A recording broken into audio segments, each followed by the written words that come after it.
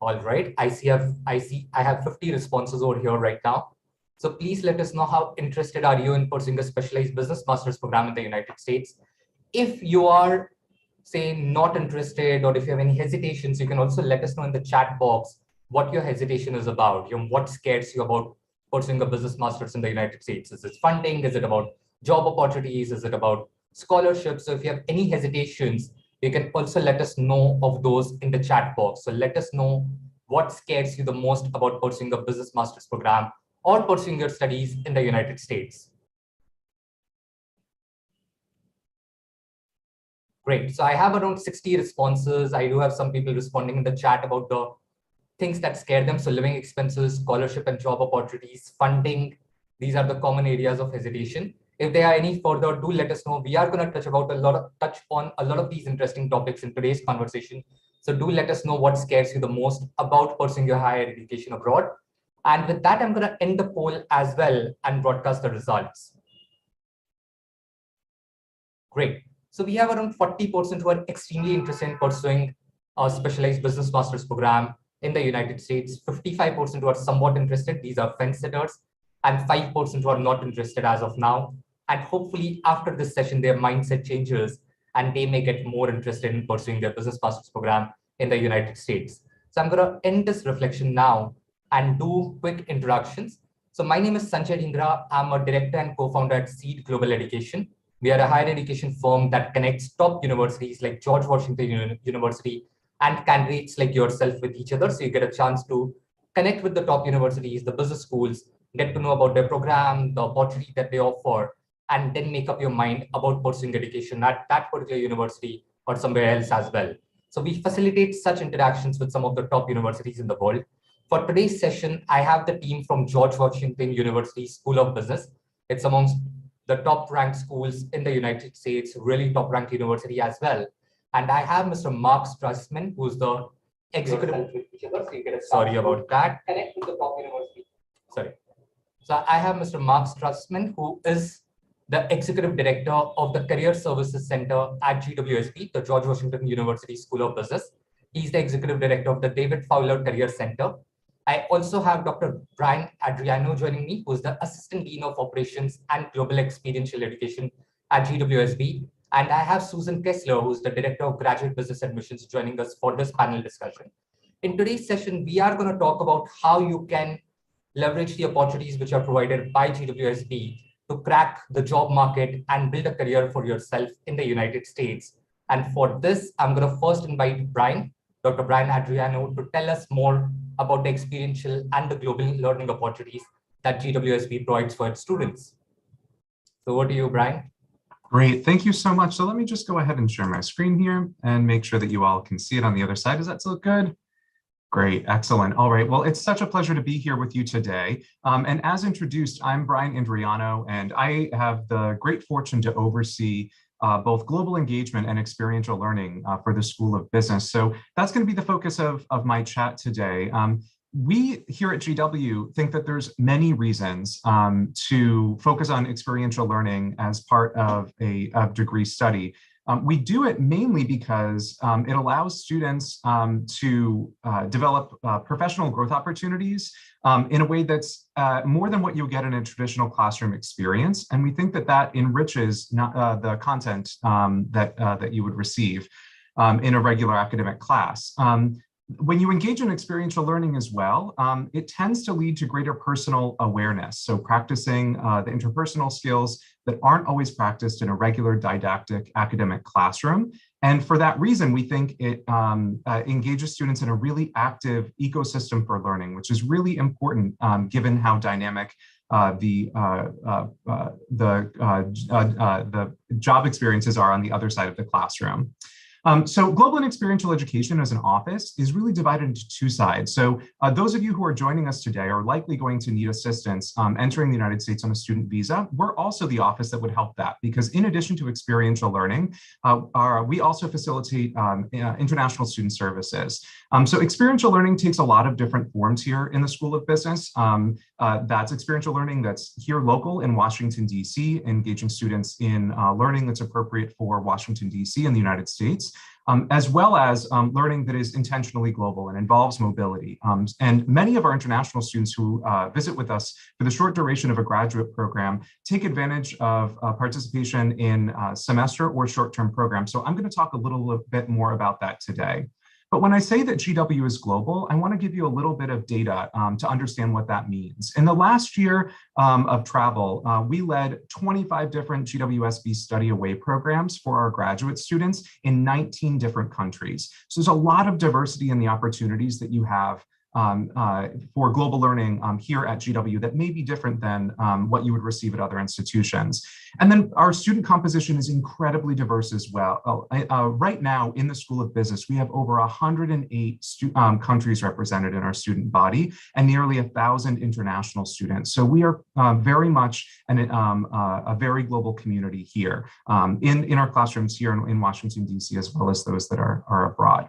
So when we talk about experiential learning, people generally know what that means, right? It means kind of learning through practice. But the way that we approach this is to look at creating learning experiences that bridge the gap between just knowing something and how to do it. And I mentioned before that this is really useful in an economy that is changing very rapidly and where employers are looking for different skill sets than have traditionally been developed by universities. But most important for individuals, this kind of learning allows you to develop problem-solving skills at the same time that it develops leadership skills. And those are usually the two things that students want to attend graduate school to do, which is to learn how to identify problems for companies that they're going to create or work for, as well as develop the capacity to be a leader to lead either one of those kinds of organizations.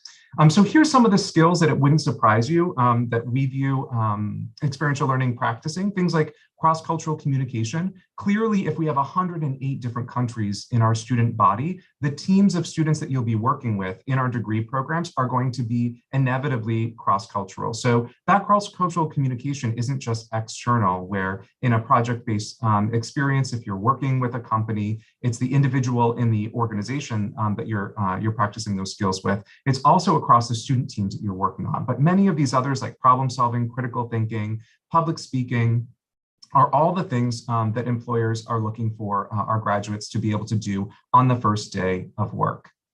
So I've talked a little bit about theoretically what experiential learning is, but practically here in the School of Business, it usually involves an experience where you are using some professional and personal experience that you may have prior, and partnering that with coursework that you're taking as part of your degree program, where you're developing new knowledge and practicing teamwork. So that's really the format for many of our programs.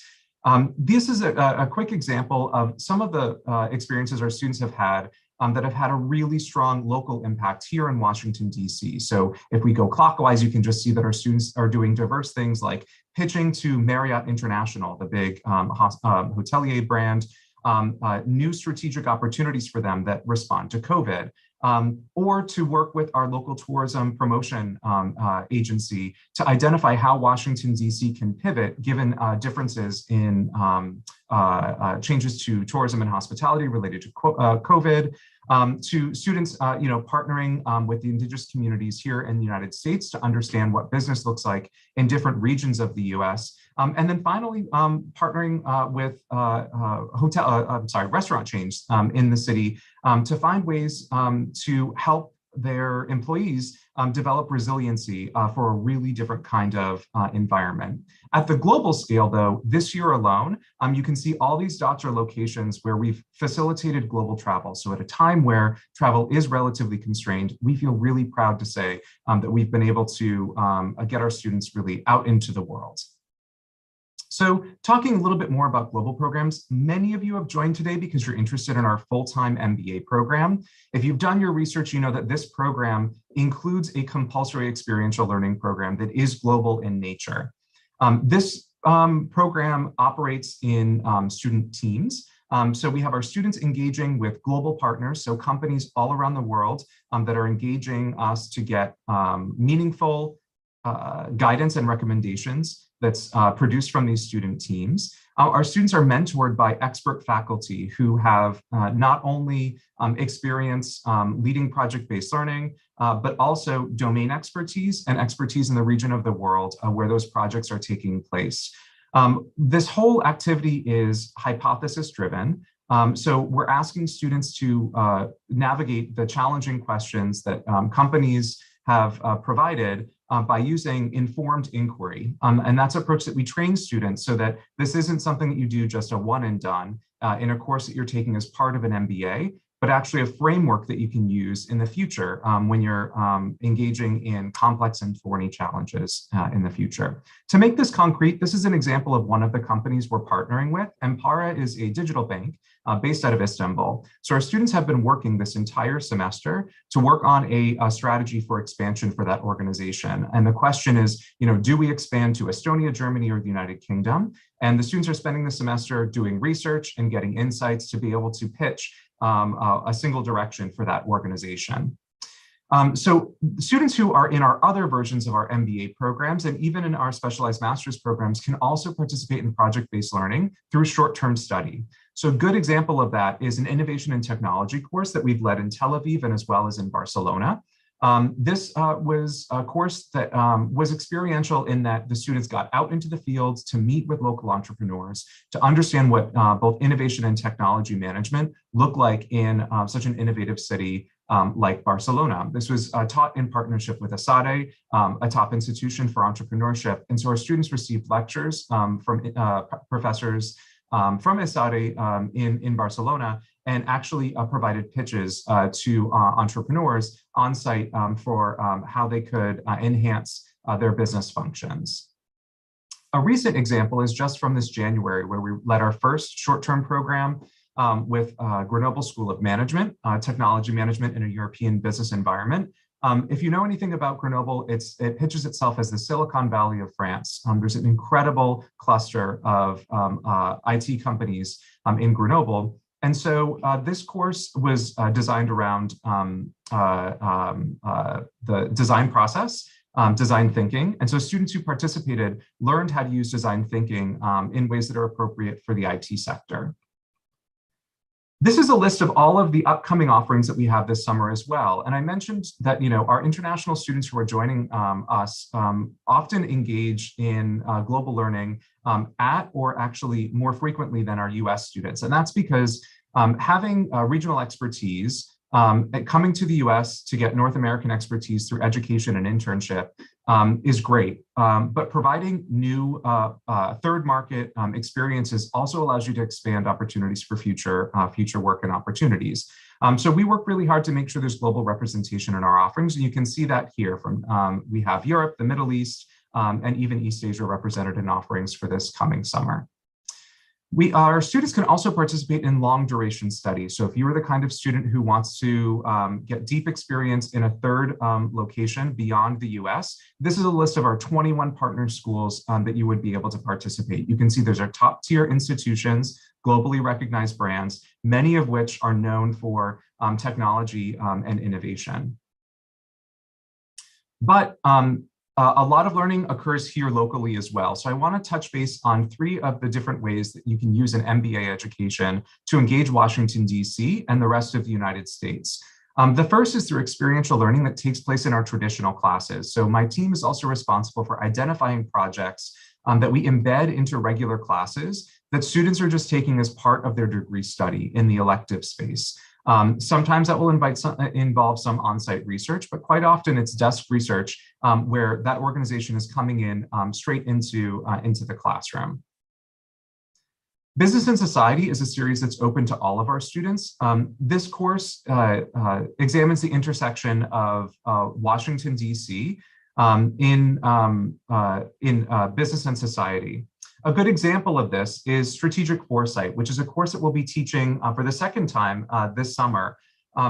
This course trains students in a framework that allows them to use prediction of trends that are in the future, impacting all industries here in the US and around the world. So some of the trends that are being analyzed this summer are things like space, food, and health. And what's interesting about this is that quite often students are using a cross-cutting industry to examine these. And so in the past 2 years, actually, the majority of the projects have evaluated the impact of technology and innovation on things like healthcare and food science. Here are some topics of this series that we've taught before too. You can see these are topical, they change each year. We're choosing topics that are really pressing and urgent in business. So things like fintech and cryptocurrency. Startup Resilience was a course that was taught last year, looking at ways that you can make organizations resilient to global challenges like the pandemic. And so finally, I'll talk a little bit about Tech for Business in DC, which is a new requirement in our MBA program. This is a project and team-based course that partners students with companies in the Washington, DC area, so that you can learn a little bit more about things like what digital transformation, strategic IT, or what cloud outsourcing might look like for organizations that are housed right here in Washington, DC. What's interesting is that this can be a great introduction to some of the organizations you may be interested in seeking employment from on the other side of your degree. And this is a course that every student will take part in as part of our MBA curriculum. So our courses in our curriculum are a significant portion of your experience at George Washington University. But don't forget too that we are a huge institution of 25,000 students, many of which who are interested in topics and themes that you may be in as well, but they might be students in our School of Engineering or our School of Arts and Sciences. So I want to talk a little bit about some of the co-curricular opportunities you can use that are experiential, that would give you greater insights into Washington, DC, and the United States. One is the I-Corps initiative. And so the I-Corps program actually partners with technologists and scientists working in the National Science Foundation who developed a successful technology but want to commercialize that technology. So students work in interdisciplinary teams to help partner with those individuals who may be brilliant minds, but not have the business acumen to bring those products to the marketplace. And so this is a great way to get non-curricular experience working with students across the university with some of the brightest minds in the world working in the National Science Foundation. Pitch George is also a competition led through our Entrepreneurship Center that gives students an opportunity to get feedback on their own entrepreneurial endeavors, get guidance on the development of that initiative, and then also to potentially win a competition and get seed funding. This competition was just voted #1 in the United States. So we're very proud to say that it's not only a very successful initiative for the students who participate, but one that's getting a lot of attention in the press as well. So all of our students have access to the plethora of co-curricular opportunities that are usually typical of an American institution while they're here. So there's also just student clubs and organizations that may be affinity-based. One of those initiatives is our International Student Advisory Board. So we invite our international students to partner to put on programming or go on site visits out in Washington, DC. You can see this is a group of students that were visiting the International Monetary Fund, which is just on the border of our campus, about a 5-minute walk away. Our students, as they go on into their degrees, can also serve as mentors to other students. So we have things like an exchange ambassador program. And then it's part of the mission of global and experiential education to get our students off campus and enjoy the rest of the city. So we connect students with a whole source of off-campus programming that's available throughout the university.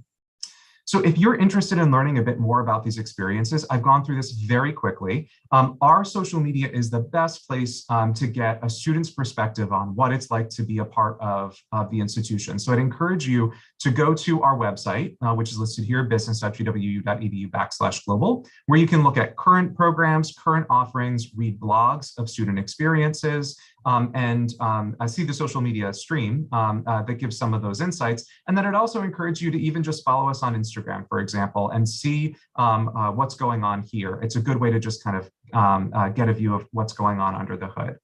So thank you so much for giving me a chance to talk a little bit more about opportunities that are both global and experiential here in the School of Business. I feel really proud to say that we're an institution that takes both quite seriously, and there are lots of different opportunities for students, no matter kind of their interests or even their interest in mobility. So thank you so much. Awesome, great. Thanks, Brian. Thank you for taking us through that presentation. Now I'm going to invite Mr. Mark Strassman to talk to us about the David Fowler Center for Career Services at GWSB. Mr. Strassman has extensive experience in the domain of career services. He's an executive director at the David Fowler Career Center at GWSB, as I mentioned. He oversees the function that provides vital student services that advance students' personal, academic, and career goals. He's responsible for the development, delivery, and evaluation of ongoing career initiatives and providing effective, high-quality leadership to the FDFCC team at GWSB. With that, I'm going to invite Mr. Strassman to take us through his presentation, and then we are going to open up this session for Q&A. Over to you, Mark. Thank you, Sanjay. I appreciate you all having me here, joining you today. As you can tell, it's a bright, shiny, sunshiny day here in Washington, D.C. I apologize if half my face is bleached out. I'm going to try to share my screen here. As I've told others, it's not my area of expertise. So if I fail, I apologize. How are we doing? Can everybody see my screen? Not yet. Not yet. All right.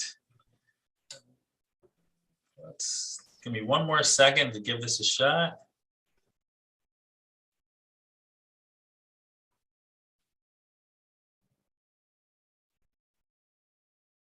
Now we can.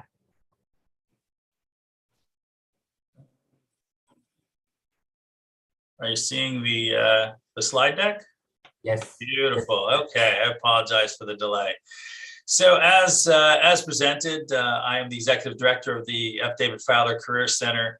And when I came to George Washington University 3 years ago, I came with the intent of changing the way career centers work. And our approach to life is to be able to bring to our students companies that they want to be a part of. And we've had great successes with some name brands, Samsung, EY, JP Morgan, Goldman Sachs, many of the companies that our students tell us that they want to work for. And how do we get there? So we work together to make things happen with you. Very similar to the way Brian's team works and Experiential Learning works.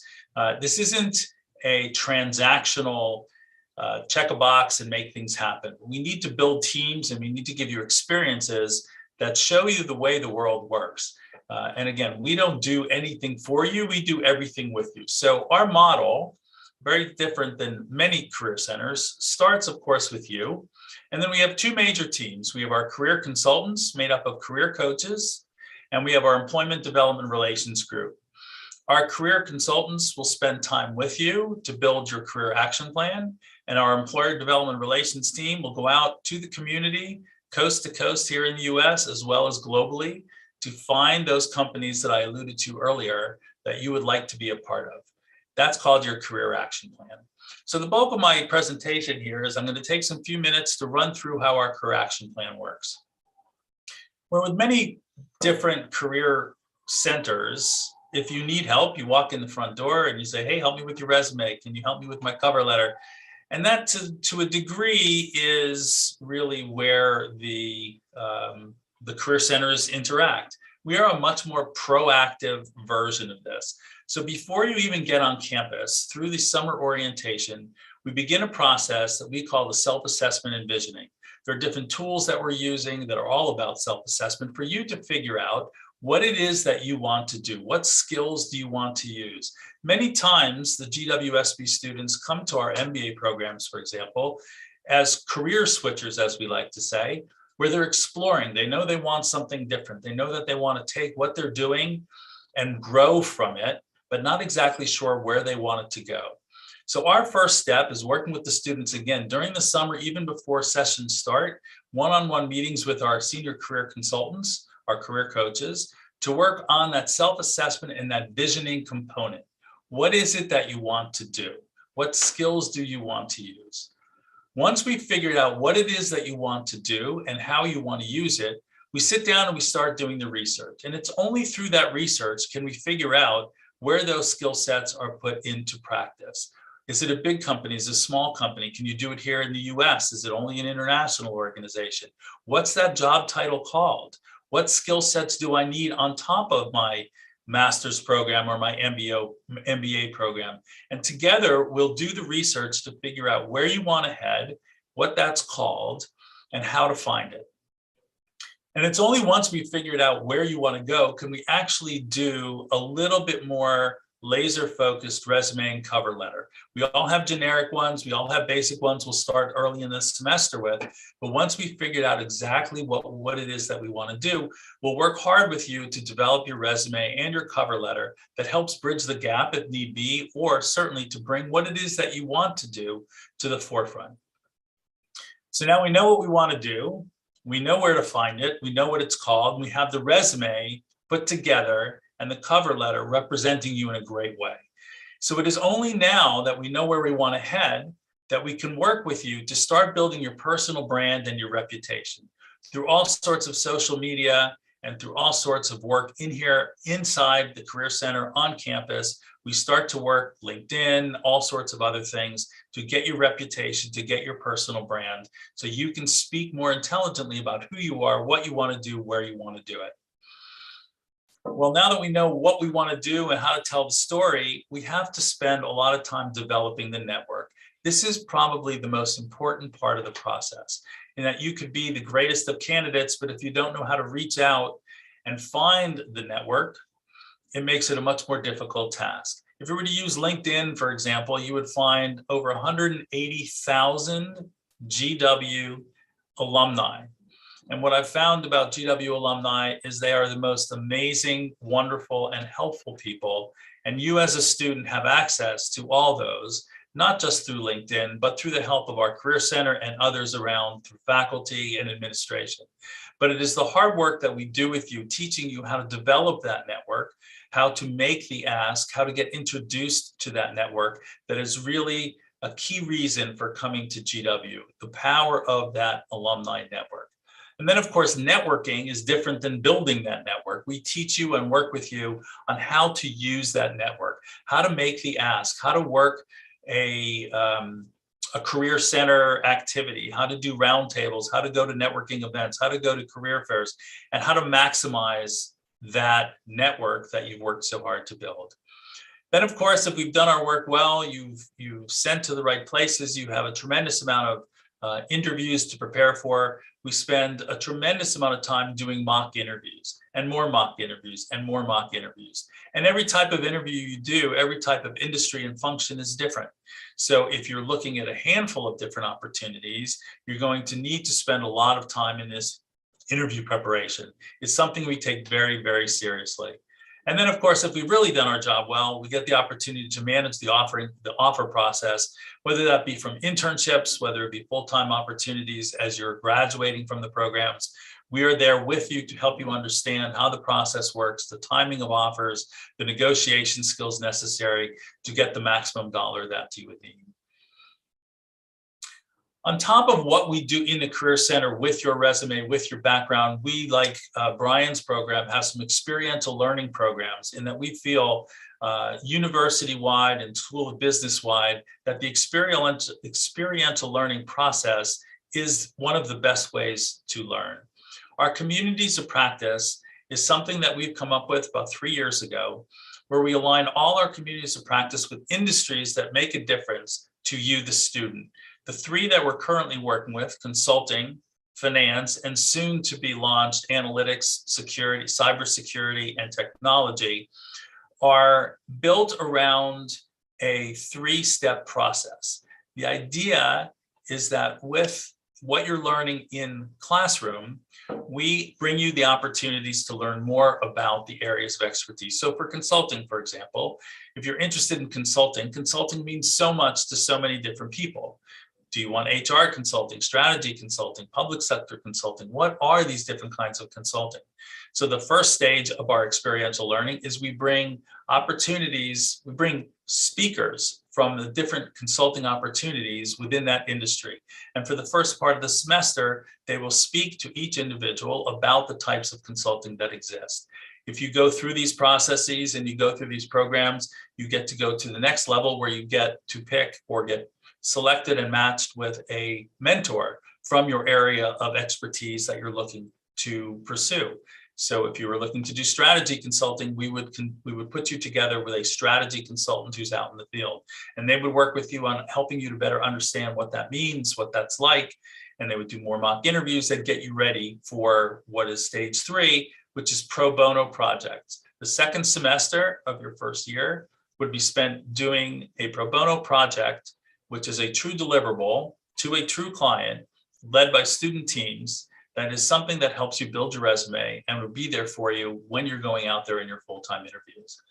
So our communities practice, which we believe is probably the strongest piece of everything we do here in the Career Center, highly experiential, mentorships, which we think are absolutely key to being able to maximize the value of your George Washington University experience. And then the opportunity to be introduced to the interviewers, the employers, and to be market ready before you step foot into the world of interviewing. So how do students engage with us? First and foremost, understanding their journey. Before, as I said, even before classes start, we are working with you already in one-on-one, both virtual and in-person meetings with the career consultants. Building that relationship with the career consultants, absolutely, positively, an important and essential piece to your journey here at GWSB. Whether you're in a specialized master's program or an MBA program, you absolutely need to work with a career consultant from the day you get started. Co-own the process with us. We don't do anything for you, we do everything with you. And with 2 heads being better than 1, we get to know you early, we get to know what you want to do, and we build this career action plan, which we execute with you every step of the way. So connecting with the Fowler Career Center is a very important step of the way. We are a very diverse group. We're very proud of our diversity and inclusion, both in our leadership team and here in the entire staff of the Career Center and George Washington University. Our staff, led by Kathleen Duffy, who oversees our senior career consultants, Brian Citizen, who oversees our employer development consultants, and Melinda Balthrop, who has built and oversees our communities of practice. Incredibly diverse group and very dedicated to diversity and inclusion. The career team that you would be working with, Jennifer Windus, who's been with the organization for over 10 years, Sarah Lee, who heads up our finance group. So if anyone was interested in communities of practice and finance, Sarah has a tremendous amount of experience there. Pilar Segura-Little, who's also been with us for over 10 years, strong in terms of all types of backgrounds, but also doing a lot of work with international students. And Lawrence Lowe, who's been with us for about 2 years, whose area of expertise is not just working with international students, but helping with acculturation and helping them understand from the day they get on campus what it's like to search for a job, to network here in the West. So our team at Fowler looks forward to working with you. We're very excited about the opportunity. I'm very excited to hopefully get the opportunity to talk to you more, and welcome again in the future, face to face, when people get a chance to be back here on campus.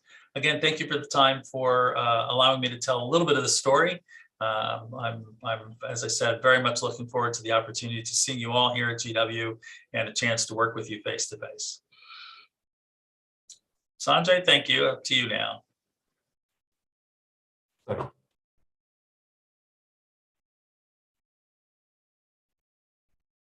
Great. Thanks, Mark. Thank you for taking us through that. I do have some questions coming in from the audience, but I want to position the first question, or I want to ask the first question myself. This is about, you work with hundreds of students over there, right? Possibly thousands of students every year.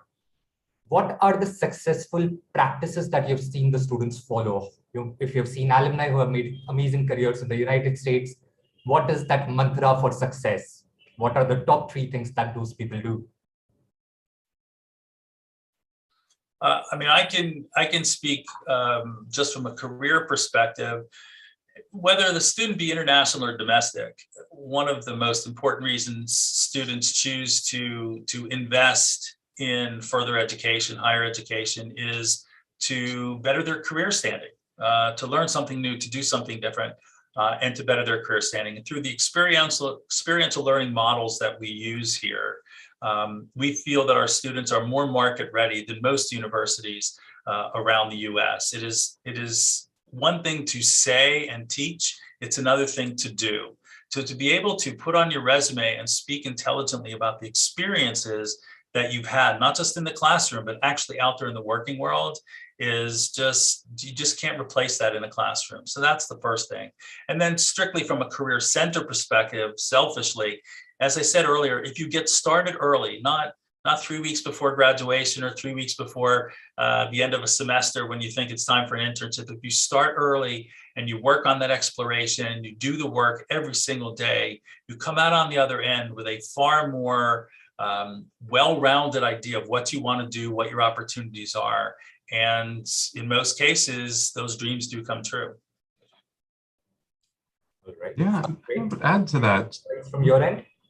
Yeah, sure. I would just add to that to say that I think that, the students that I tend to see that are most successful are really inquisitive, and they're also really organized because, I mentioned before that, George, we are not just the School of Business, we are George Washington University. And there are so many resources that are a part of attending such a large and, well-connected institution.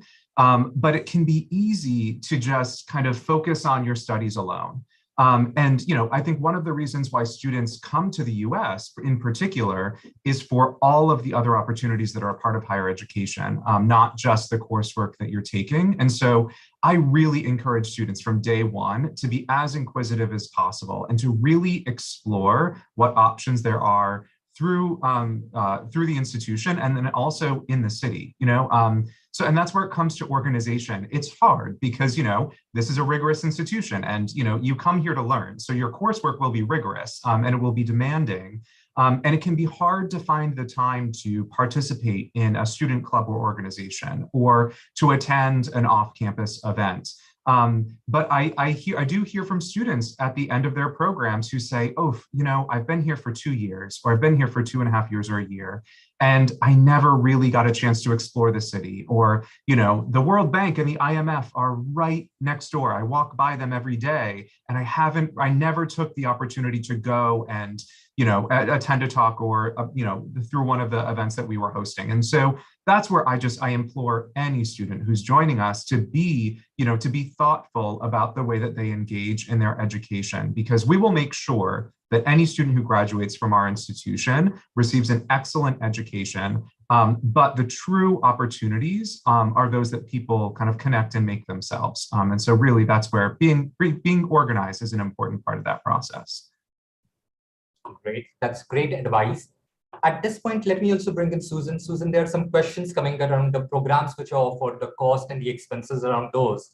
So if you can take us, I know GWSB offers 12 specialized master's programs, there are MBA programs. So if you can just give us an overview of these programs and also tell us about the expenses for each of these courses. Yeah, absolutely, Sanjay. Thank you so much. Yeah, for those of you who are wondering about kind of cost of attendance and living expenses and those sort of things, I will say Washington, D.C. is not an inexpensive city within the U.S. I've lived across many cities in the U.S. as well as London. And, as any urban capital, there's living expenses, transportation expenses, your educational expenses, those sort of things. But I would like to point out that one of the things we're really lucky with here at GWSB is funding opportunities. And we do offer many merit-based scholarships for our students. We have a little bit of a different funding model than some other colleges and universities where you don't have to apply separately for scholarship consideration whenever you apply to any program within our portfolio. And we do have a lot, as you mentioned, Sanjay. We have our MBA programs as well as 12 specialized master's degree, including many that are STEM tracked, for those of you who are interested in STEM-based degrees. And so as a student applies to the program, when they go through our admissions committee process, you're automatically considered for merit-based scholarship and aid, which many of our students do receive. And that I know that helps tremendously. As well as some of our international students do receive additional work opportunities. I believe it's up to 20 hours per week that our international students can work while they're in the US in our programs. And Susan, if we talk specifically about the specialized business master's programs, do you have a cost range on the tuition fee? So you're starting from these many dollars going up to whatever. Yeah. Sure. So for the specialized master's degrees, our new funding for 2022-2023 just came out. Most of the master's degrees are between 30 credit hours to 36 credit hours. And the cost of attendance is somewhere between about 50 to 56,000 US dollars for the whole program. Okay. And you did mention about the scholarships. The merit-based scholarships are given directly just the basis of the admission application. Usually, what is the average percentage of scholarship or the range that the candidates can apply or look forward to? Yeah, it completely depends, Sanjay. It completely depends on the competitiveness of the application pool that year, as well as what the candidates are bringing to the table. And that's why I always encourage folks to make sure that when you're applying to any program, whether it's at GWSB or other programs across the US, to really put your best foot forward. You know, if you have an opportunity to submit good, strong GPAs, additional certificates that you may have achieved in analytics or, something that enhances your application. If you have test scores, I know many programs right now are test optional, including all of GWSB, but including test scores to show your proficiency across different academic areas is a great way to increase your opportunities for funding. So our scholarships really range anywhere from not receiving one up to full scholarships. So it really just depends on, again, the quality of the applicant, the application pool, how early you're applying to the programs. I always encourage students who are interested in funding apply as early as possible because there's more funding available at the beginning of the application cycle than at the end of the application cycle. And again, put your best foot forward to make sure that that university that you're applying to, again, whether it's GWSB or other colleges or universities in the US, know who you are and know why you're going to be a great contributor as an alumni, as a student, to whatever program you're applying to. Awesome. That's great advice. I do have some questions coming from the audience. These are profile specific questions, so I'm going to pick them up a little later. But at the moment, I'm going to run our next poll for the evening. To the audience, you'll see this going live on your screen right now. This is about which program specifically are you interested in. GWSB offers 12 specialized master's programs. It offers MBA programs. The list that I have currently are 10 programs out of those 12. Zoom, unfortunately, doesn't allow me to add more options as such. But these are the specialized masters, 10 of the 12 specialized master's programs offered by GWSB. So if you have any program preference, right, if you're looking at a master's in accountancy, master's in business analytics, finance, choose that option and let us know the program that you're most interested in. We have close to 300 attendees in the room, so I'm expecting around 75, 80 to at least respond to this particular question. So do let us know the program that you're most interested in, right? There are plenty of options there. And we will speak to Mark and Brian about what the GWSB Career Services team and the Global Experiential team does to help candidates looking at various career opportunities. And we will take up more questions. But before we do that, please let us know the program that you're most interested in. All right, I have close to 65 responses. I'm going to keep the poll open for another 5 to 10 seconds. So if you haven't yet responded, do let us know the program that you're most interested in. We actually did a webinar around some of these programs during the last couple of months. We did a session on sports management. We did a session on interdisciplinary business studies. We covered other aspects, other GWSB programs as well. Some of you may have attended some of those programs, those webinars, those masterclasses as well. But do let us know if any of these are options that you're most interested in.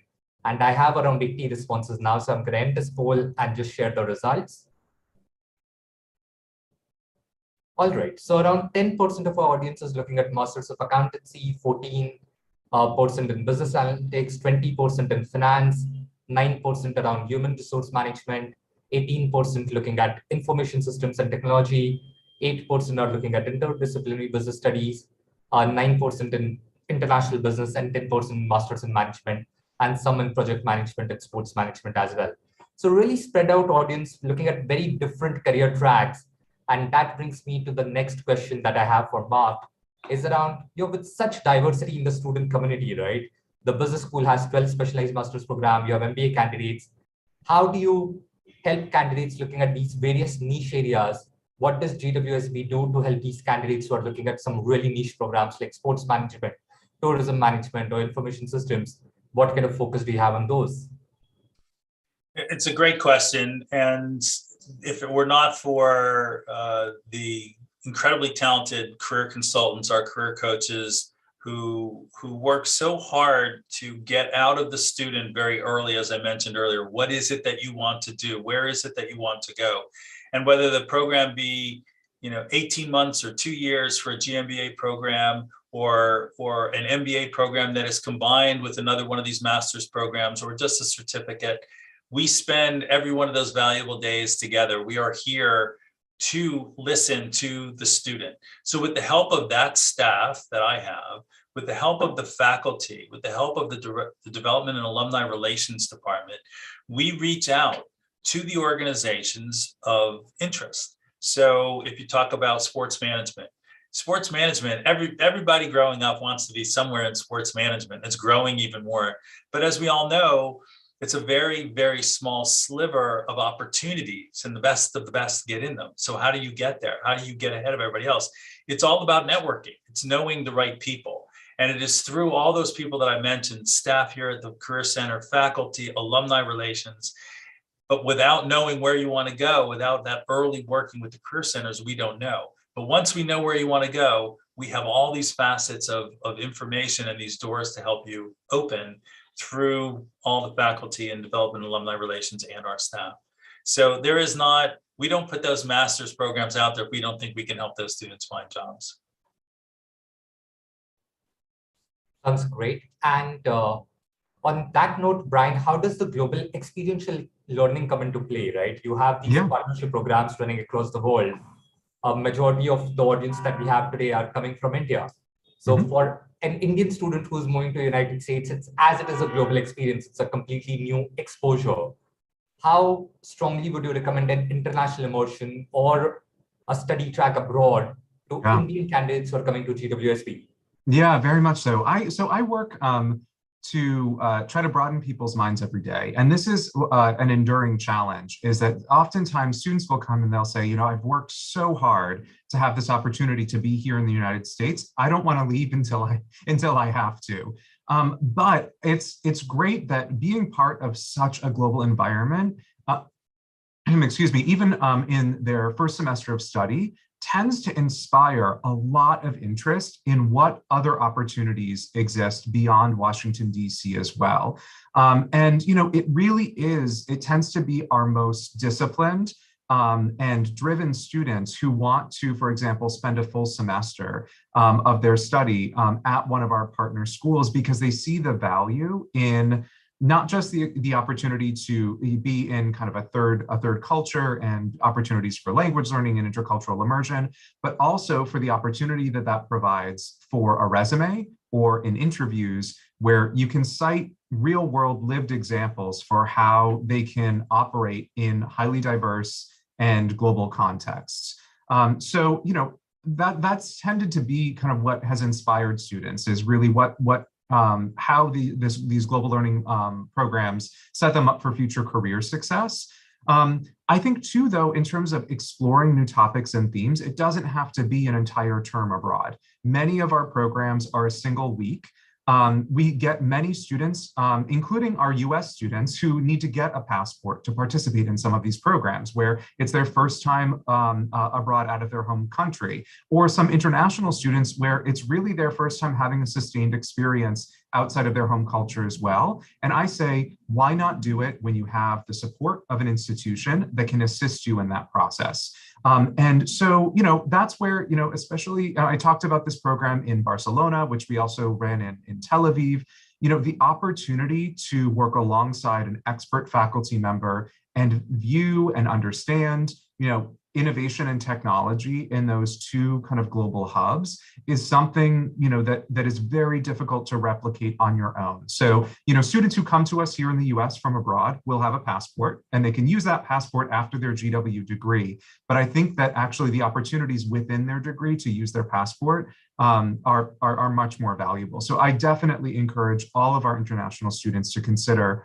participate in some of these, to participate in some of these global study programs. That sounds great.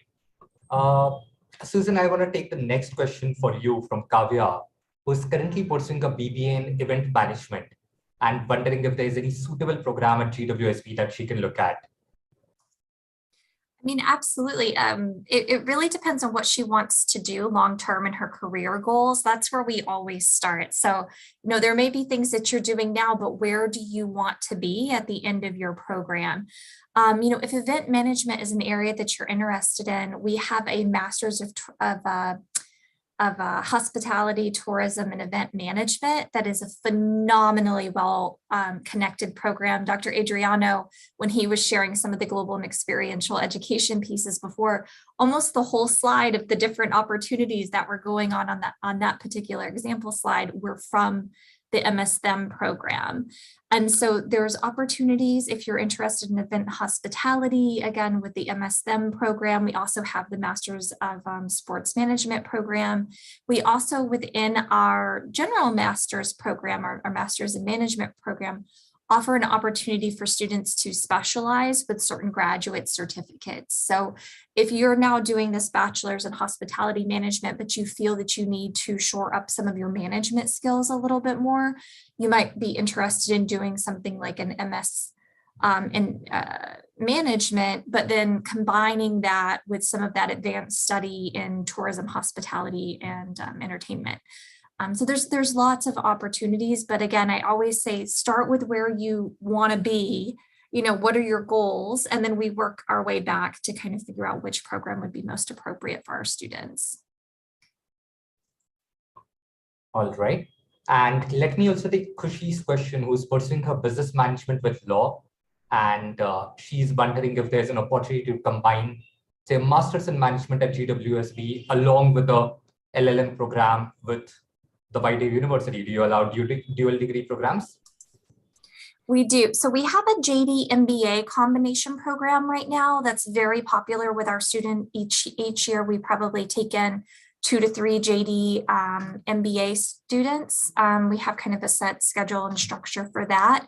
I do believe more recently we've been in talks, and Dr. Adriano, I know you do some of the partnership pieces, but with LLM, I believe there are some discussions about LLM tying into some opportunities. We don't have a formal joint and dual degree program there yet, but we do have students that are finding ways to put those together, but we have a really great relationship with our law school and love to see students combining those degrees. Sure. And Susan, there's this question which has come in from Pratnya, who is a female looking for a career in sports management.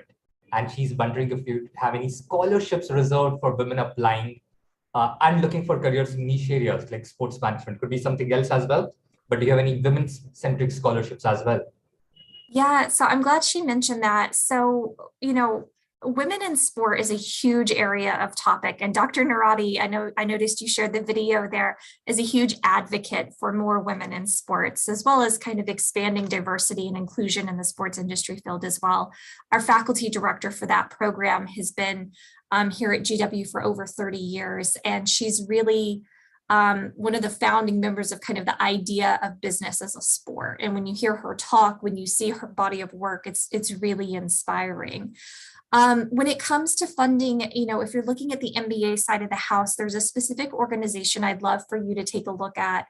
It's called the Forte Foundation. And I always encourage our folks who are interested in graduate business education for women, to take a look at Forte Foundation.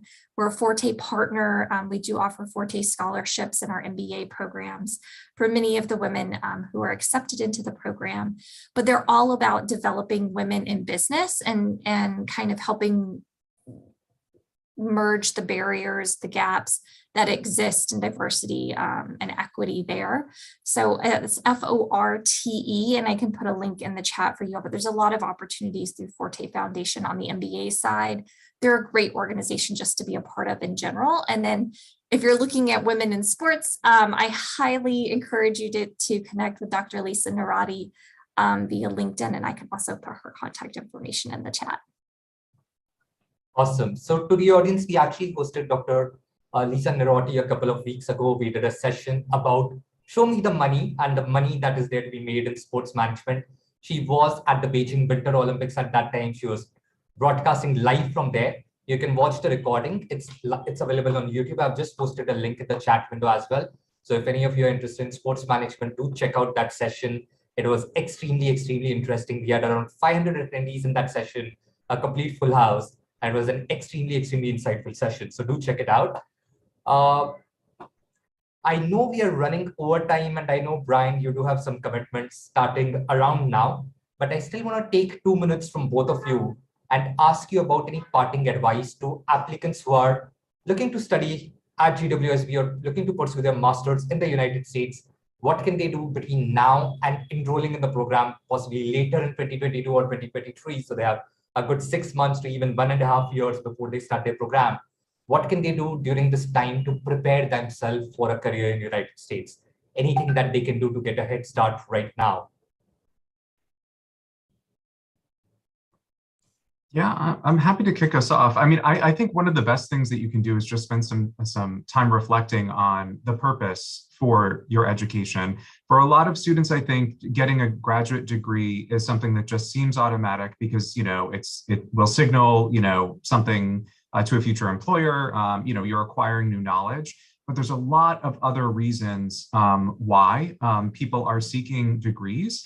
And understanding the why lets you understand the what, meaning what it is that you actually want to do, both during the time that you're studying and where that's teeing you off to the future. So I think there's a reason why, Mark and I are here speaking to you today, because what you do in the academic space and the co-curricular space is so critical for the career process on the other side. But I think we get a lot of students who enter to the US, and it just takes time to adjust to life in a new location and the technicalities of being a student, that it can be quite late in the graduate school process for them to start thinking about some of these really important, significant questions that are intentionally personal, right, for your own journey. So I think starting to think about that now helps you convey to an admissions counselor as well why you're a good fit for an institution like George Washington University. So I think understanding your why and your purpose is something that's kind of best done well before you arrive here in the US. Mark, any advice from you? Yeah, I think just to piggyback on Dr. Giano's comments there, preparation, understanding of what you want to do, and being purposeful about your choices here, as Susan was alluding, it's not procrastination. It's a very expensive tool that you're investing in. And the more you understand why you're investing in that tool of further education, the more quickly you will get up to speed and more passionately you can speak about that when you're pursuing your next career steps. So again, I think in one word, it would be preparation. And the more prepared you are and the better you understand what you're pursuing, the more likely you will be to succeed in the return on investment of your investment in your dollars of tuition. Great. So plan the journey, introspect, understand what you're looking to do, what you want to achieve, and then work with that action plan. You don't just stumble into things, but make a conscious decision. And if you have any more queries, any more advice required, then I understand you had shared a contact email address. If you don't mind sharing that once more, that would be great. If the students are interested, they can write to you, Susan. Would that be possible? I'm sorry, it cut out just a little bit there, Sanjay. Could you repeat that, please? I was asking if the candidates want to get in touch, want to clarify any doubts. Is there an email address that they can write to and get their queries answered? Yes, absolutely. So our Right. Yeah, absolutely. It's business@gwu.edu.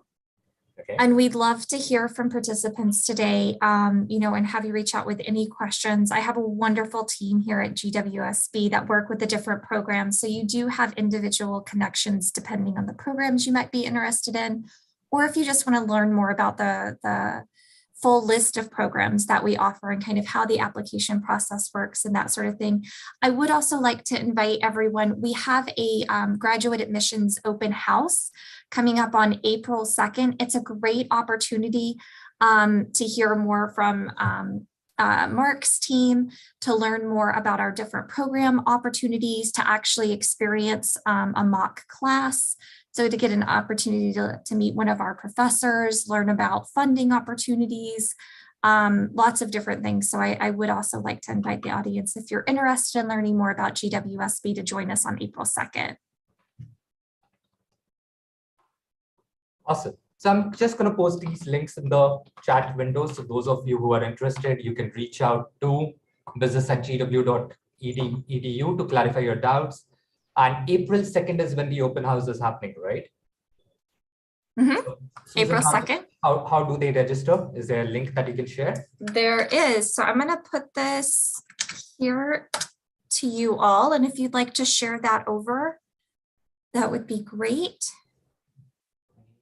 It's not yet come through. Okay, now it's come through. I'm going to create some. We're going to share this with the audience. You can find it in the chat window. So if you're looking to experience more about GWSB, you want to know how the teaching takes place, get more insights, do attend the session on 2nd of April. The link to register is in the chat window, so make the most of it. With that, I'm going to wrap up this session. We are slightly over time, and I know Brian and Mark had other commitments as well. So I'm going to wrap up this session now. I want to take a moment to thank all three of them. So thank you, Susan. Thank you, Mark. Thank you, Brian. Thank you for taking out the time to do today's session. We had over 300 people join the session simultaneously. So I'm sure there were many more of those who attended and logged out in between. But the YouTube recording of this session is available on our channel, so they can watch it. We'll share this with those who missed the session as well. So thank you for taking out the time and sharing your insights on how to build a career in the United States through graduate management education. I'm quite confident the audience has found it useful, and they'll make the most of the advice that you've shared with them today. So thank you again for taking out the time. Have a great day, all three of you. And it's been a pleasure hosting you. Thank you for having us. Thank you. Thank you. Have a great day. Take care. Bye.